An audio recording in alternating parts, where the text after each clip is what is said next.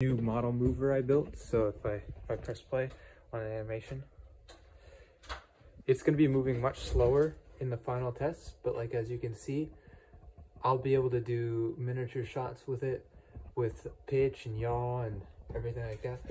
And so right now I have the vehicle from Hogwarts and Harry Potter and stuff, and I can just do little moves, and then I'll be able to key it out and then use it for shots and stuff.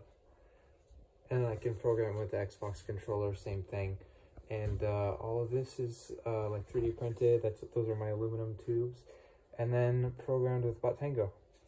So yeah, quick play, and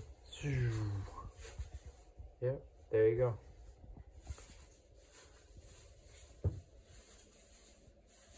Let me know what you think.